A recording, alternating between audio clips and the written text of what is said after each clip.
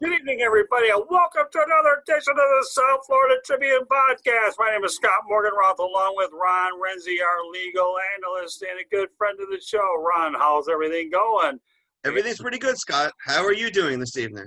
We enter a new way of how we go ahead and do these broadcasts. We get to do them face-to-face. I haven't seen you over at the Coral Springs Chamber lately, but get to do it via Zoom, and now this is the way we're going to be doing it from now on.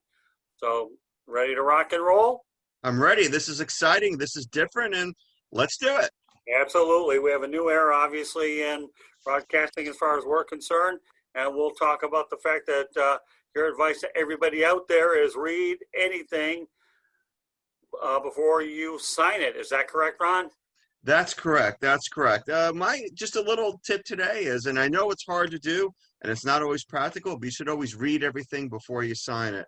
A lot of people think an agreement's going to go one way, or they do it on a handshake, and then they have a document that's signed that's totally different than what they thought it was. So the suggestion is always read before you sign. It doesn't do a heck of a lot of good after you sign. All right, so let's talk about some of the examples of things that you're talking about, Ron. Sure. Let's talk about the old non-compete clause. I know it's bitten a lot of people in the past, and you know what? I don't care what part of the country you're in. Okay, the old non-compete is a thing that bites you, and it bites you badly. It certainly does, Scott. I mean, yes, you need to sign a non-compete to get a job, and sometimes it's a take it or leave it, but don't always think that.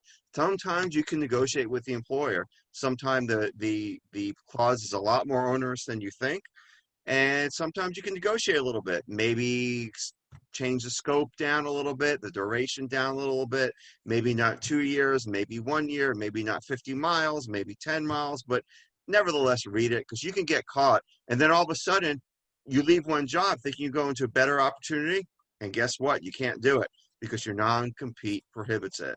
It's not a situation anybody wants to be in. Now let's talk about an employment agreement. That's really interesting, Ron, because nowadays when you run across an employment agreement, they have some things called a credit check. Explain. Yes, they do. Yes, they do. A lot of times with appointment, they do a credit check, a background check, and even lately a criminal check. So that's something you have to consider whether you're comfortable with. Now, if it's your dream job, maybe you're fine with it. But your employment agreements could also have your salary, your benefits, the rules and regulations of the company. So just read it like anything else, but it's a lot more in depth than most people think. Yeah, I mean, that's amazing. I understand the credit check and the background check, but I'll tell you what, people don't understand that nobody's looking to bring on the next felon, that's for sure, Ron. That's for sure, Scott. That's for sure. Now, so let's talk about something that is really, really interesting, Ron, and that's that thing called a purchase of a sale of a home. What's important to look for in that? Well, it depends whether you're buying or selling, but you want to just make sure you know what your rights and obligations are. Are there things disclosed? Are there things not disclosed? How many days till closing? Is it contingent upon financing? Because you don't want to buy a house if you don't know you're going to get the money. Sometimes you want to buy a house contingent on the sale of your other house if you're moving from one to the other. The fact of the matter is, if you want something in there, read it. Don't take anybody's word for it. Sometimes you think, hey, I'm buying a house and the seller is the nicest person in the world that's going to be fine, and then you end up in court. So read the agreements, and if you need changes, ask for them. Yeah, and I think the one thing that people have to understand that when they're going ahead and getting a home, you have to make sure that those home inspections are definitely included, because if you don't have home inspections, you're in real trouble. That's a vital point. You're absolutely right. You want your inspection, and make sure you get your own inspector, somebody that you trust and feel comfortable with. Yeah, and I think that's probably one of the more underrated aspects of things. So we go ahead from purchasing the sale of a home. How about the purchase or sale of a car? Now, I know nowadays buying a car is so much different because you can actually buy cars online. So this becomes a very sticky situation, doesn't it? It really does, because if you're buying a car online, sometimes you're buying a car from another state, and the contract may provide that you're going to have to abide by that state laws. It may change some of the rights and obligations that you have. You may be paying for the transport, you may not. So read it before you sign it. Understand a lot when you're dealing with big items, houses and cars. You may only have a limited ability to bargain, but use your ability to the fullest. If you don't like the deal, don't sign the deal. If you didn't like it from the beginning, it's not going to get any better. So tell me about electronic signatures. I think nowadays most of us people are used to the old face-to-face regular, but electronic signatures to me are very, very, very interesting. Yeah, electronic signatures are here. They're the definitely wave of the future. And now with COVID-19, it's definitely the way. Basically, in most jurisdictions, like here in Florida, electronic signatures are valid. So if you sign on your computer and you think I'm only clicking a mouse and my name shows up, or you're doing something electronic signing or a DocuSign or one of the other companies are out there, it's valid, it's legal, it's binding. Don't think because you have to put pen to paper anymore. Electronic signatures count, and you won't get out of it. All right, so now let's go on to the next purchase, and that's that purchase of a sale involving something like gold coins or art. I mean, that's unreal. Does it really come down to gold coins and art are that valuable? Well, they are. I mean, I've dealt with some clients and stuff, and gold is $1,900 or so an ounce right now, and so you can have a coin that's worth several $1,000s. A piece of art, maybe I don't know much about art. Maybe you do, Scott, but art is worth a lot of money. So you don't want to just sell something and buy something willy-nilly and trust somebody. Get it in writing, and also the who has custody of it, who has to take care of it, especially something like a painting that's very valuable. What if it's in somebody, a third party's custody and it gets damaged and you're out a lot of money? Or a gold coin, it could be worth a lot of money, but they're very small. So you want to just make sure everything's in writing and you feel comfortable with it before you either spend your hard-earned money or give away your hard-earned valuables. Can you believe that in this COVID-19 era, we're talking about coin shortages? My goodness, I'm holding on to every single coin that I can. Not that every business person that's listening to this thing wants to know when I give him a coin, okay, he's keeping them all and turning in that thing called paper, which a lot of people think money may grow off of trees, but the problem is money may not grow off of trees, but the paper for the money does come off of trees. So That's true. I never thought you hear coin shortages, but it's a world we live in now, I suppose. I mean, really, think about coin shortage. When was the last time that you went ahead and turned in a coin? Now, of course, nowadays everything's done through electronically anyways, through the credit card, the debit card, and all that stuff. Yeah, I don't know. I'm trying to think of the last time I paid cash. Unfortunately, I use the debit card and credit card. But no, well, how many coins you have in your? Bet you look in your pocket right now. I bet you don't have a ton of coins in there. No, I stick them in the those things called pickle jars or baseball banks or whatever the case may be. And no, I only had dollar bills, and I do pay cash every now and then when I go to my regular lunch places, which are far Hmm. in between nowadays. I like to go to restaurants, except when I'm on a date night. But coin shortages. Here we are, Ron. We're talking about coin shortages. If you look at a coin in your little bank here, who's to say how old that thing really is or what it's really valuable? Is there really such a thing where looking at the dates of these things that quarter might be worth a lot more than we even realize? I'm no expert, but I've heard that. People have told me that coins from days gone by are worth a lot more than the quarter or the half dollar or whatever it is. And then if it's real silver, it's more. And then gold, forget it. If you have a coin that's made out of gold, keep it. Be careful with it, and don't use it to buy a sandwich. Don't do that. So what are you going to use to buy a sandwich? Let me ask you A dollar bill. Yeah, that's right. So do you actually, I've always been curious, I'm married to a banker, but do you actually do deposits with a check through scanning it, sending it to the bank? Everybody's trying to get me to do it, but I'm not comfortable. Although I got to tell you, I do have direct deposit with my other half being there. But really, everybody's trying to teach me how to deposit a check by scanning it, but I'm not comfortable sending my information over there. I've tried it and it seems to work. I know there's a lot of people that are a little hesitant to send their money over the internet or send their information over the internet because it's just this wide, scary place. But I guess to each his own. I know a lot of people that do everything electronically. That's not me, but some people will do everything electronically. Yeah, I mean, let me tell you, I've had to acclimate slowly but surely with a lot of this stuff.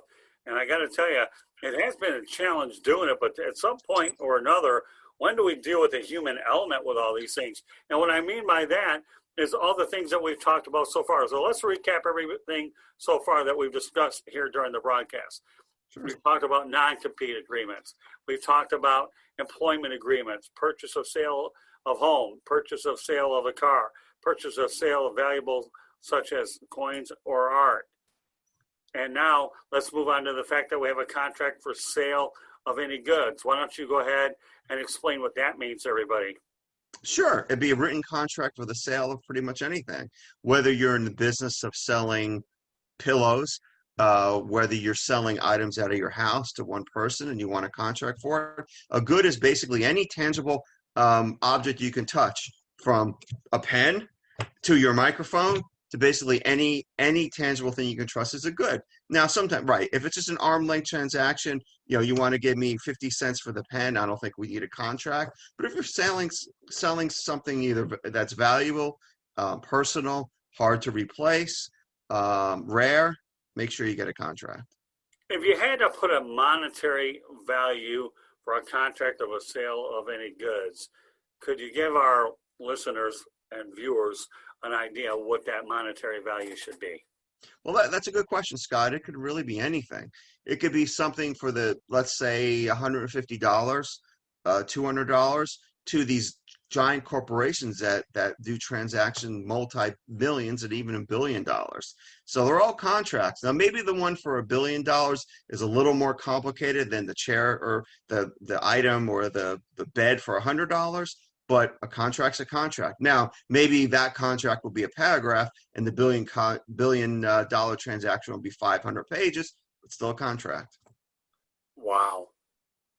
That to me is unbelievable. I mean, when you talk about $150 all the way to anything else, and then you talk about the fact that everything is so interrelated here, because then you talk about a purchase or sale, $150, the DocuSigns. I mean, it really does come full circle. So with that said, let's move on to the next point, Ron. Contract for services. Why don't you go into a definition and a detail what that actually means? Sure. A contract for services is basically a thing that is not a good. A contract services could be legal services. They could be journalistic services. They could be somebody cleaning your house. They could be somebody painting your house. They could be somebody that's your personal fashion consultant. It's basically anything that's not something you hold in your hand, a service you provide. Now, let's say you want to work as a broadcaster and you want to provide your services. You enter into contract for services. We do that all the time. If you go to your accountant, you go to your lawyer, anything like that, that's a service. And a lot of times you'll end up signing a contract. So you know how much you're paying, whether it's for a flat fee or an hourly basis, and what service you're getting in return. So those you have to read very carefully. You don't just sign them willy-nilly, because you'll be paying more than you think and you might not be getting as much as you think. So like anything else, read the contract. Yeah, and it's funny when you talk about, once again, contract for services, let's go ahead and connect a few dots if we can, Ron. Contract for services, tie them into non-compete clauses. I think the one thing that's a common denominator here is the interrelated nature of how these things tie together in a very indirect way, isn't it? It is. It is. Things tied together all the time, whether it's a non-compete coupled with an employment agreement, or let's say the sale of a home and a second contract to maybe to lease the home to somebody else, or a condo, or whether it's for services and what is the other person getting in return. And now sometimes, not often, but sometimes the contract will call for service. So let's say I'll paint your house in exchange of you cooking me dinner for a month. It sounds kind of wacky, but that could be in a contract too. It doesn't have to be exchange of money. There has to be what's called consideration, which is simply something of value. Or what you call in our industry, the media, like a trade. I'll give you airtime, and meanwhile you give me services. I know the one thing that's been common in the media is the ability to trade one service for another. Now, would you find Absolutely. that many future employment agreements, Ron, will incorporate remote responsibilities and Zoom calls into the equation? Because now we talk about modification. What I mean by modification, before COVID-19, nobody thought anything of it. But then you talk about being legal, you've always billed for your service in such a way. Some legal people do it by the hourly or contingencies or whatever the case may be. Right. But now and of course now in your industry, being in the you're able to actually go to court by doing it remotely as well. So That's correct. So do you find that future employment agreements are going to find remote working arrangements in the future. I think that's a very high likelihood. I mean, we're in a changing environment. It's changing every second. And I don't think it's going to totally go back, in my humble opinion. I think there's going to be a lot of remote work to be done, and it's going to end up in employment agreements. Yeah. And some present agreements may be modified. You brought up the key word of modification. Agreements can be modified. Now, to modify an agreement, it has to be signed by both parties. One party can't modify an agreement on its own, but let's say the employer-employee to say, we need to change things up a little bit. Let's do what's called an addendum. Let's write it down. Let's modify it, and that's our new agreement. But yeah, remote work, as we see, a lot of people were very hesitant about it, but there wasn't a choice, and people are adapting. I think the one thing that's interesting in my business, Ron, is that we did, Steve Ballesteri and I went ahead and did a broadcast for no limits on remote reporting, so to speak. And now we're finding ourselves covering from teams from a distance. I've seen that throughout the course of the Miami Marlins, where a lot of the beat writers and broadcasters stay from home. We do everything with the Zoom capabilities. And now, again, we're talking about potentially permanent changes for sure. And I know that this is one of those things that we're certainly going to address. On to the next point. One I've become more familiar with, thanks to you. By the way, my name is Scott Morganroth. Alongside of me is Ron Renzy. We're doing this broadcast, get used to them, through Zoom and the South Florida Tribune channel. It's something called copyright or trademark license. Go ahead, Ron. Please provide some clarity on that one. Sure. As you know from personal experience, you can register a trademark or a copyright. And sometimes people want to use it. They'll want to use the image, they'll want of a trademark, they'll want to use the writing, let's say if it's copyright. But you don't just willy-nilly let them use it. You as the owner have to sign what's called a license, whether it's a limited license agreement, an unlimited license agreement for a certain time, certain duration. So you got to be careful about that, because if you work hard and let's say you get a trademark, and somebody else wants to use it and you're okay with that, you got to be careful how far you want them to use it, under what conditions. You don't want your good trademark sullied. Yes, you want to get paid for it, but you want to be careful what they're allowed to do. And that's why it's very important to have those agreements read. Yeah, I think I've been pretty intrigued by the fact that I'm in the process of working on getting the Motor City Mad Mouth trademark. Yes. There will be other categories to follow in the foreseeable future. I would find it hard to believe that I'd want to risk all the time that it taken to even get the trademark and put it in somebody else's hands after the diligence and the complicated nature that it took to get it. Because when you talk about a lot of the different legal services that are out there, wouldn't you agree that trademarking is one of the most difficult and most comprehensive legal things that you can get into outside of an extended personal injury case that could take years? Oh, I think it's a very complicated area. All intellectual property is copyright, trademarks, and patent. That's why it's not something I do. We give it to people that focus on that every day. It's not something you want to dabble into. It's not like you're going to be doing, I don't know, tenant evictions all day and all of a sudden register a trademark. It's a detailed area, and as you found out from your own experience and the attorney that's been helping you, it takes a long time. It takes a lot of work and it takes a long time, but once you get it, it's very valuable, and time to celebrate when you get it. That's for sure. Yeah, I don't see myself doing too many more after what I've gone through with this process. One trademark per lifetime with a few categories gets it done, although you never know what could happen, but right now I'm happy with that. So let's talk about pretty much making sure you read anything before you talk about pretty much any agreement. Then I want to get into a couple more specified areas as well. Sure. Just thinking that I personally, my personal opinion, it's good sense to read anything before you sign it, just so you know. Now, I understand a lot of folks are probably thinking, well, I don't have a choice. If I want the credit card, I got to sign the agreement. True. If I want the loan, I got to sign the agreement. That's also true. A lot of these, we'll call them corporate agreements or take it or leave it, which is 100% true, but you should still read it so you know what you're getting into. When you take out that loan, what's your obligations? How can you default? What can they get from you if you default? What are the parameters of it? Even if it's something as complicated as a mortgage, It's just good idea to know what's going on, or have an attorney that you trust go over it with you, just so you understand. That's all. Sometimes it's a take it or leave it. I understand that, but you got to know what you're taking or leaving. Now, one of the most interesting agreements that unfortunately you deal with it through telemarketers, but you also deal with that at automobile dealerships as well. It's called that extended warranty, auto warranty. What are your thoughts about those extended warranties? Are they even worth the money that you put into them? And I know that there's a lot of different things that they do cover and they don't cover that a lot of consumers should be aware of. Well, I think it's a personal choice, like any other agreement that you're paying your hard-earned money for. Just understand what the warranty does, what it doesn't do, how much it's going to cost you not only now when you're buying it, but what it's going to cost you in the future. Let's say when you get the repair done. I've talked to a lot of people who love them.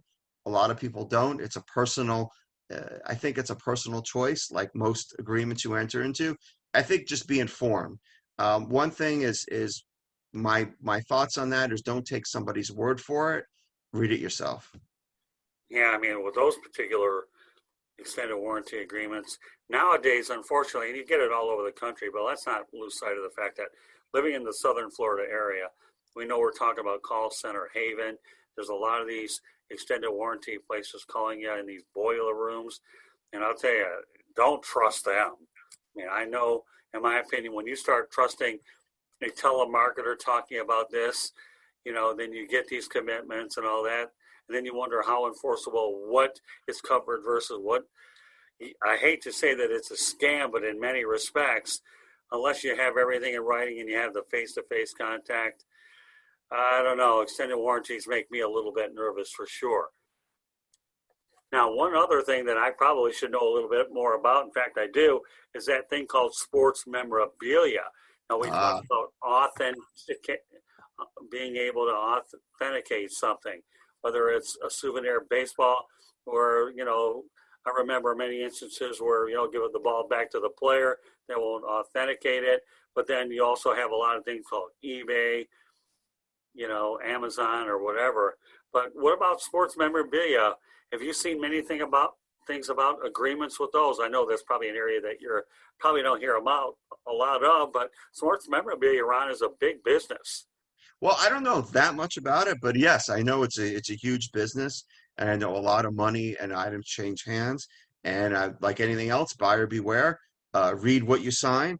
And I think you hit it right on the head, Scott. If you're not sure, well, even if you are sure, you should get it authenticated by an expert or somebody that has experience. It can give you some kind of something in writing saying, yes, this baseball, that's that player's signature. Or we're not so sure. Just like anything else, just know what you're getting into. Sometimes I like anything else, especially with sports memorabilia, you get so excited that you're getting this thing maybe you wanted all your life. And if it doesn't turn out to be what you thought, you're not going to be that happy about it, unfortunately. Now, a couple of other areas I want to dive deeper into is the credit check. Why don't you go into more details about a credit check? After all, when people look for a job, okay, some of them are pretty extensive, aren't they? So, Yeah, some of them are pretty extensive. They go way back and they do your whole history through all the credit agencies and that. And if you have to get permission for somebody to do a credit check, and that could be online, as you said with the e-signature, it can be online, it can be in person. So just make sure you know what you're getting into because they can be pretty extensive. yeah, and let's talk about the old criminal check, background check as well. I mean, is there ever a time where somebody's record gets expunged and it'll ultimately come out down the road? Let's talk about the criminal background check and then we'll follow it with the expunge part. Sure. I mean, criminal background checks are also very extensive, and they can dig up a lot of information. I even think we have somebody in the chamber that does background checks in our group. But from what I understand, they're extensive, and they could find. Put it this way: you're not going to hide stuff from somebody that knows what they're doing in a background check. True. Now let's talk about the second part of the equation. I know that sometimes individuals will attempt to get their history expunged. What are your thoughts about somebody trying to get things expunged? Do they ultimately dig that stuff up, or does expunge actually mean permanently? You know, that's a question I'm not totally familiar with. We have to talk, maybe get a criminal lawyer on here to explain that. But I know a lot of things I've heard, things were thought to be expunged, and they still are being able to be found out. So you got to be careful with that. But talk to your friendly neighborhood criminal lawyer to give you some suggestions on that. Yeah, and like I said, there's always a gray area, and what we always know, Ron, as a loophole to get around anything. When you talk about contract for services, and I know there's a lot of different services out there, are there any ones that stand out a lot more that you have to be more conscious of? I know in the southern Florida area, one of our big industries here is air conditioning, but this broadcast not only being heard in our area, but it'll also be seen around the country. Are there any specific areas that folks should concentrate on? Well, I think you brought up a good point, Scott. Anything to do with your home, any contracts to enter into with your home, whether it's roofing, air conditioner, tile, rug, you know, reconstruction, remodeling, kitchens, bathrooms. You got to be careful about those contracts. Make sure you know what you're getting. And a lot of places, such as Florida, these people can put a lien on your house Right. if you don't pay, and that's also usually in the contract. So make sure you know what you're signing. That if it's a big ticket item, I would talk to your friendly neighborhood contract lawyer and maybe get an opinion on that before you sign. Yeah, because I know a lot of times what will happen is liens will be placed on someone's home if they have substandard credit is what will happen. And a lot of individuals don't realize that unless you read everything from top to bottom, you might be mortgaging your house for a home improvement that you almost wish, holy Toledo, I got more than I bargained for. Do you see that happen a lot? Unfortunately, I've seen cases where work will be done, and maybe the homeowner will say, "This really wasn't that good, and I don't want to pay," and they end up dispute, and then all of a sudden they're sued for lien foreclosure, and they're like, "What? What is this? They can't foreclose on my house," and the attorney finds out there's a lien on the house. And there's lien on house for services that were performed to the house, and the homeowner doesn't even know it. And then you end up with litigation. Everyone has lawyers. You have to get it sorted out. You may have to go to a trial, and it could be a big mess. So yeah, that happens, unfortunately, uh, probably more than people realize. Let's go back to another area of interest that we briefly touched on, the purchase of a sale of a car. When you sell a vehicle privately, not talking about a trade-in, you certainly want to make sure that you have proper title and things like that. Titles could be a bit of a sticking point, Ron, when it comes to transfer to another automobile, can't they? Yeah. That's one thing from my understanding, just seeing examples of people out there, you have to be really careful about the title and your license plate or your tag. That's sometimes called because sometimes you'll maybe sell a car, you'll give them the title, but they don't ever record it with the state that you live in, and it ends up being a problem later. Maybe that car's involved in an accident or something like that. So you want to make sure if you sell a car, that title's transferred, and make sure you don't have that license plate on it when the person takes over the car, because the last thing you want is for there to be an accident and then you're sued and saying, well, I wasn't even there. Like, well, you're the record owner of the car. And then like, oh boy, then you're hiring, an attorney to defend you. And, I don't do personal injury, but we have somebody in the group that does. And we know that could be a complicated situation, personal injury cases.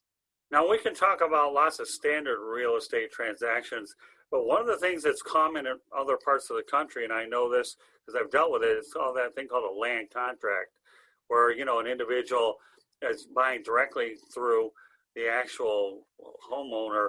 And so those are pretty interesting agreements, aren't they? A land contract, because I know they should still be looked at through legal counsel to make sure that everything, the amortization schedule is on target, so when the actual home is transferred. So why don't you go into more things about the land contract, and then we'll wrap this bad boy up. Sure. They could be very complicated. Different parts of the country have different agreements, but they could become, what are your rights and obligations on the sale of the property? They could become extremely, extremely, extremely complicated. That you definitely not only need them read, you need them read by an attorney that understands them, and always get an attorney in your state. Well, let me strike that. Get an attorney in the area where the land is. So let's say you're a resident of Michigan, but you're buying a piece of property in Wisconsin. You need your Wisconsin lawyer to look at it. Your Michigan lawyer is not going to really be that good. If you're in Florida and you're buying something in New York, get a New York attorney to look at it. because they really vary from state to state, and you can get hooked, and you can get hooked Yeah, I think that's the quickly. one common denominator, Ron. I'm glad you brought that up, okay?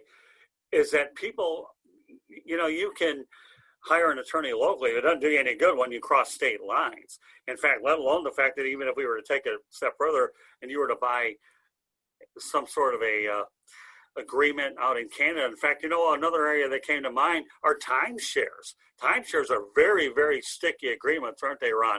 It's one thing to get a hold of them, but they are difficult to get rid of, aren't they? They are timeshares, are very complicated agreements, and I think yes, you definitely need an attorney in the jurisdiction that the property is located in, because timeshares. I'm sure we've all heard through popular media all the bad stories about timeshares. So let's say you're living in Florida and you're buying a timeshare in Toronto. Get a Toronto attorney to look at it and make sure it complies with any law, and vice versa. If you're buying one in Florida and you're from Toronto, get a Florida attorney to review it, because they could be sticky wickets, that's for sure. I would think timeshares are just a sticky situation, whether it's internationally or domestically. And I happen to live in a family which there was a time when they utilized them a lot more. Now you just have to make sure that are they worth the money versus the time you're going to be able to use them. Where at one point they were actually worthwhile. I know, for example, my late mother-in-law, my late father-in-law used to use theirs a lot. And a lot of us can use them if we need to. But what happens if you have a timeshare and then you're dealing with it? Can they be? Are the kids going to be stuck with the goods in a timeshare agreement? That's a good question. I think it depends on the law of the state, and it depends on the probate law of your state. Now you got to talk to your friendly probate attorney in the state that the property is to see where it goes, because those can be complicated situations, especially when you're dealing with a lot of family. Sometimes people want things, sometimes people don't. Then you're going into a whole nother area of law called probate, which you might want to have a show another time about that. Never know what we'll come up with, Ron. That's for sure. You and I always come up with some things. But, so when we talk about today's broadcast in general about reading anything before you sign it, how do you want to put a bow on this broadcast about anything that we may have left off or haven't, or have covered everything? Well, I just two simple points, and these are just suggestions. Number one, read anything before you sign it. Number two, if you have any concern or any questions, find a lawyer in the area that deals with that, whatever jurisdiction you're in. Have a lawyer explain it to you. That's what they're there for. All right. Well, just, my name is Scott Morganroth. This is Ron Renzy. I'm the Motor City Bad Mouth. On a broadcast like this, I almost feel like the Motor City Mild Mouth, but no, I'm not going to trademark that. I got a reputation for sure.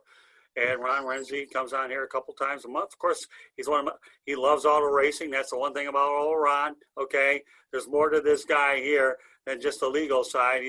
He has that auto racing side as well. And Ron, why don't you let everybody know how they can go ahead and reach you if they ever need any legal advice, whether it's in Florida or throughout the state or whatever content information you want out there. Sure. My law firm is Wahlberg and Renzy.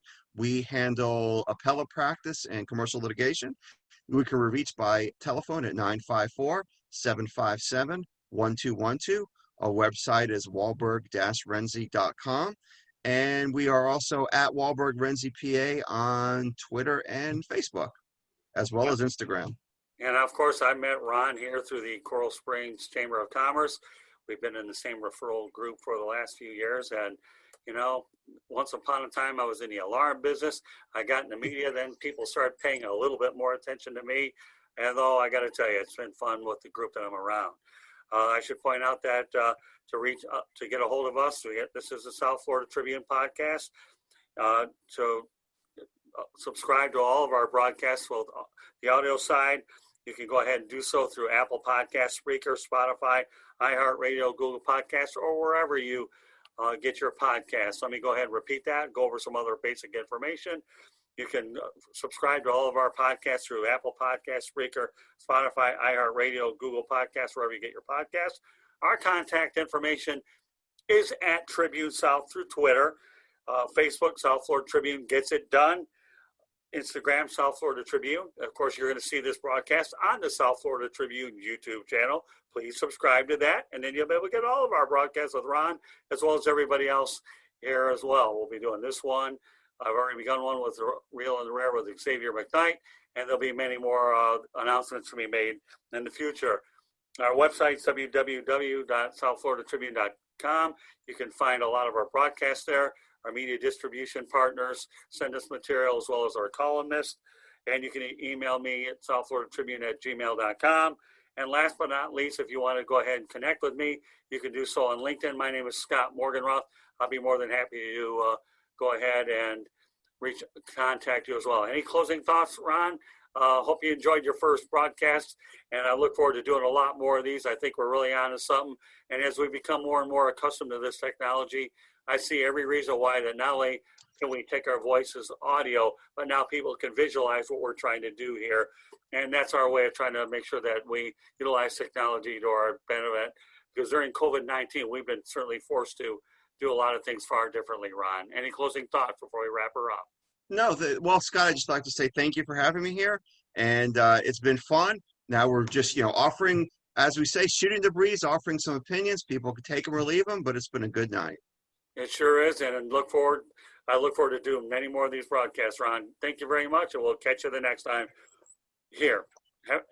Be safe, everybody out there.